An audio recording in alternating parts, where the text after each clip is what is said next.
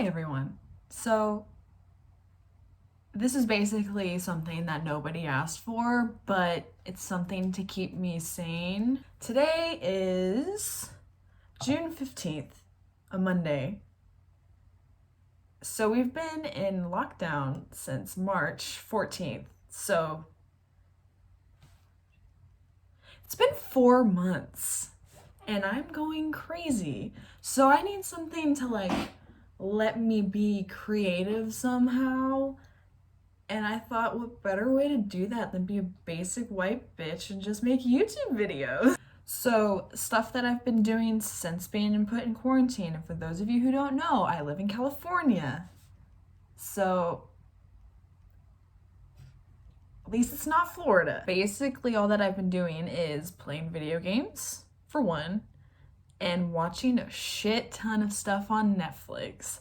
So I thought, why not just make one of those ranking videos that I've been watching on YouTube where people just rank shit? And I actually watched someone do this. Sydney Lavin, I actually found her just recently and she posted a video where she just ranked everything that she watched on quarantine into different tiers. So I was like, you know what? I'm gonna do that too. I'm gonna put a link to her channel in my bio because I have to give credit where credit's due, and also she's hella fucking funny. So basically, we got 5 tiers. We got Lady Gaga because iconic. Talented, brilliant, incredible, amazing, show-stopping, spectacular, never the same, totally unique, completely not ever been done. We also have lightweight iconic, which is just not fully iconic, but lightweight. We also got the emo phase where for the ones that you kind of went through a phase where you watched it, you acknowledge that you had that phase where you watched it, but it's not really part of you anymore. We have the 4th, is you did this for what? You did this for what? Why not? Why? Why not? Why though? And then we have the bottom tier, which is 2020, because that's how this year's going. All right, so to start it off from the list, American Horror Story 1984. Now I've seen mostly all seasons of American Horror Story. Cult is one of the seasons where I didn't quite finish because I wasn't interested in it at all. I actually watched 1984 because I forgot that it came out, and this was one of the first ones that I watched back in March. It was okay. Wasn't my favorite. I'm gonna put it in the emo phase. All right, next up on the list, we have Good Girls. So my boyfriend actually put me on this one, and then I found out that my mom actually watched this one too, but she only saw the first 2 seasons, so then I caught up, and then me and her watched season 3, but season 3 got cut short because of the whole virus and everything. But it's really good. I like it way much more than I thought I would. So I'm gonna put this into lightweight iconic because I really like it. All right, next up, Avatar: The Last Airbender. Do I even need to say anything about this? Netflix, thank you so much. Lady Gaga, obviously, very iconic, very 100% original, also very nostalgic because I did watch it when it was on in 2005 when I was 6 and 7, so iconic, top tier, always. Next up, we have 13 Reasons Why. Now, I watched season 4 in 2 days when it came out. I know that it's very, how should I say, controversial, but I do really like to watch it. They also filmed it where I live at. I have a little bit of a bias towards it because I also was an extra for the first 2 seasons. Season 4, I thought, even though it did have its ups and downs, I really liked how they wrapped it up. There are a few things that I didn't like, such as what they did with Justin. I think they could have fleshed him out way more without spoiling it in the beginning of the season rather than just dump everything the last 2 episodes, because I did feel like it was very rushed with his character arc. But I did like how they tied it all together at the end. I'll put it in the emo phase, yeah. I also watched Dark Taurus as just kind of an off the whim type of show to watch. It's okay. I watched it. I'm into that type of stuff. This guy who went and visited all these other places where a lot of dark things happen, I should say. They went to New Orleans and they saw the voodoo and the vampires. I'm gonna put that in the emo phase too.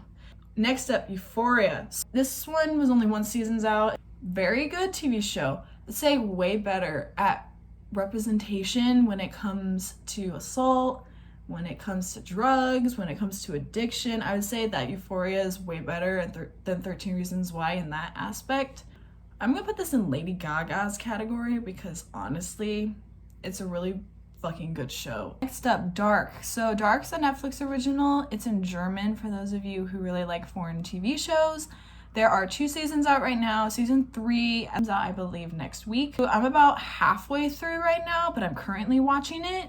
I would say it's really good. The timeline's a little bit confusing just because it has to do with time travel. It's really good. I recommend that. So I'm gonna put that in the emo phase one as well. Adventuring in Psychedelics. So it's a movie on Netflix. It has a whole bunch of celebrities in it, where I think they filmed this a while ago because Anthony Bourdain and Carrie Fisher were in it. But it's really good. It's only an hour and a half long. Netflix original as well. So I'm actually gonna put this emo phase also because it was kind of something to put on in the background too. I am not okay with this. It's made by the same producers who did The End of the Fucking World. That one. Episodes are pretty short. They're only about 25 to 30 minutes long. I believe there's 8 or 10 episodes. I thoroughly enjoyed this. Definitely a coming of age TV show, but overall I really liked it. It's in Lightweight Iconic also. I Am the Night. So this one was on TNT. It's also on Hulu. It's only 6 episodes. It's about the family surrounding who the media and history believes killed the Black Dahlia, and it's set in the 1960s. I really like it. I'm gonna put it to the emo phase because there's some parts that are like a little bit confusing, I'm not gonna lie. Okay, most recently I actually watched the Jeffrey Epstein Filthy Rich documentary. I highly recommend. Basically brought to light how disgusting of a human being Jeffrey Epstein was, and say I'm gonna do it the Lightweight Iconic. Love is Blind. So another one of those just random watched with my friend. It's cute. I'm not really into romantic type shit, so I'm gonna put it in You Did This For What. Midnight Gospel. Very good. It's almost like listening to a podcast. That's what my friend said. Animation's very good. There's a lot of good actors that are also in it, so I think I'm gonna put it in the Lady Gaga category. My Friend Dahmer. So this is a movie. It's a good insight. It's based off a comic book series made by one of the characters who's also in the movie, who's actually friends with Jeffrey Dahmer when he was in high school. I find true crime pretty fascinating, but I don't condone anything like that at all. I'm not someone who worships people like this. It was okay. It was kind of slow. Some parts were a little bit like, I think I'm gonna put this in You Did This For What category. On My Block. So I watched all 3 seasons with my sister. I thought the first season was a little bit cheesy, not gonna lie. Season 3 I think by far is my favorite. I'm gonna put this in the emo phase.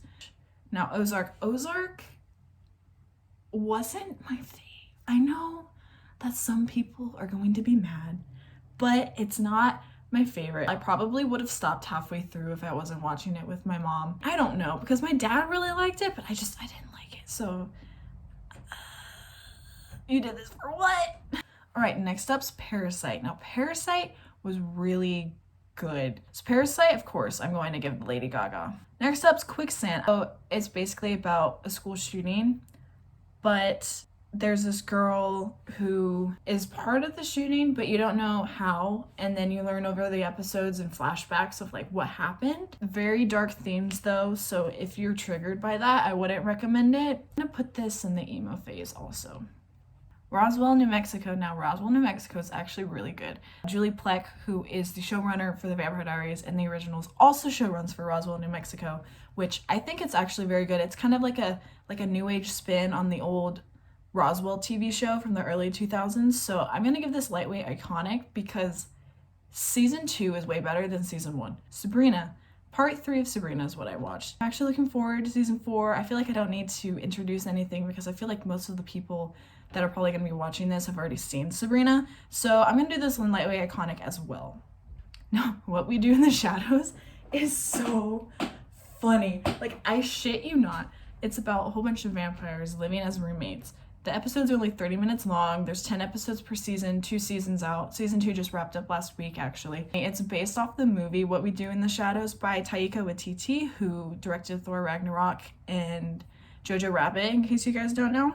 It's just so funny. It's on Hulu if you want to watch it. I'm gonna put it in the Lady Gaga category because honestly, it's one of my favorite TV shows. Iconic. Tiger King. Tiger King is a wild fucking ride, in case you guys don't know. If you haven't seen it, what are you doing? This shit went crazy when quarantine first got put in. I'm pretty sure everyone's seen this. It needs no introduction. So I'm just gonna put it in lightweight iconic because it's lightweight and iconic. Too Hot to Handle.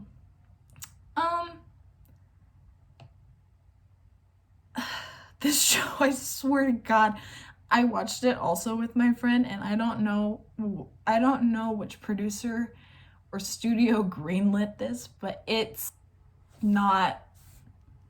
I'm gonna put it in 2020 because I don't know how to describe it. It's just really bad. All right, now we're down to the final three. Vampires, which is a French TV show. It was one of those ones that I just wanted to watch just because I was like, might as well watch something different. I'm not very familiar with French TV. This was good. It's a different take on vampires. I wish that they named it something else that was more original rather than just vampires. I don't know if it was a direct translation from French, or I don't know if it's named something different in French, but it's titled Vampires on the English Netflix that I have. Different concept of vampires than I actually expected, which was kind of refreshing. It's not the same take that you would expect from different vampire TV shows. So I think I'm gonna put this in emo phase because it was actually really good and I would watch season 2. So Waco is actually about what happened in Waco, Texas when a cult was there and the FBI went, and it's about the standoff that they had. It's only 6 episodes, so it's pretty easy to get through. So I think with Waco, I'm going to put it also in the emo phase. Last but not least, Westworld. I watched season 1 and season 2 when they came out. I watched season 3 this about a month ago when it finished up. It's one of my favorite TV shows. I like how it makes you think about morals and free will, and also it's just about robots, and it's so good. It's so good. So I'm gonna have to put it in the Lady Gaga tier as well. All right, well, I just want to say thank you guys if you're actually watching this, because I don't know, thanks. I just needed something to do to make myself not go crazy. So yeah, thanks guys for watching. Like and subscribe if you want to see more. I have a few more ideas that I'm thinking about doing, but we'll see how it goes.